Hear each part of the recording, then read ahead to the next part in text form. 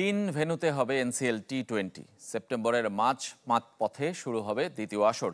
সাবেক প্রধান নির্বাচক মিনহাজুল আবেদিনের আশা, এই টুর্নামেন্ট দিয়ে উঠে আসবে নতুন ক্রিকেটার। এশিয়া কাপের একাদশ নিয়ে পরীক্ষা নিরীক্ষার পক্ষে নন তিনি। পরীক্ষা নিরীক্ষার মধ্য দিয়ে শ্রীলঙ্কা ও পাকিস্তান সিরিজ শেষ করেছে টিম বাংলাদেশ। পাকিস্তানকে হোয়াইট ওয়াশ করার সুযোগ হারিয়েছে লিটন দাসের দল। শেষ টি-20-র ব্যর্থতায় সমালোচনা ব্যাটারদের নিয়ে। একাদশ নিয়ে এমন পরীক্ষা নিরীক্ষার পক্ষে ছিলেন না সাবেক প্রধান নির্বাচক।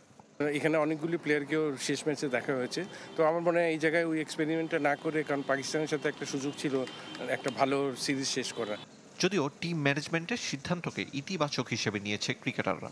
ক্রিকেটে বড় বড় টিমগুলোর রোটেশন পলিসিটা খুব ইম্পর্টেন্ট। আপনার একটা ইম্পর্টেন্ট প্লেয়ার যদি টানা খেলতে থাকে, তার যদি সাডেন টাইম একটা ইনজুরি চলে আসে, তো তখন টিমেরও লস। এশিয়া কাপের প্রস্তুতির অংশ হিসেবে দেশে দ্বিপাক্ষিক সিরিজ আয়োজনের ভাবনা বিসিবির, যেখানে সেরা কম্বিনেশন খেলানোর পরামর্শ দিয়েছেন মিনহাজুল আবেদিন। বেস্ট পসিবল প্লেয়ারদের সুযোগ দেওয়া উচিত ম্যাক্সিমাম ম্যাচগুলোতে। জাতীয় দল যখন এশিয়া কাপে ব্যস্ত থাকবে, তখন বাকিরা দেশে খেলবে এনসিএল টি-20। 3 ভেন্যুতে 15 সেপ্টেম্বর শুরু এই সংস্করণের দ্বিতীয় আসর। লিগ পর্বে না হলেও প্লে অফের ম্যাচ হতে পারে দিবারাত্রির। বিপিএল প্লেয়ার স্টাফের আগে এমন টুর্নামেন্ট দিয়ে টি-20 ক্রিকেটার খুঁজে পাওয়ার আশা। এবার আমরা 3টা ভেন্যু অলরেডি চুজ করা হয়েছে। গ্রাউন্ডস কমিটির কাছে টুর্নামেন্ট কমিটি চেয়েছে, খুব ভালো পারফর্মার পাওয়া যাবে, এদেরকে ইনক্লুড করে অবশ্যই তৈরি করতে হবে, যেহেতু 6 মাস হাতে পাবে টি-20 ওয়ার্ল্ড কাপের জন্য।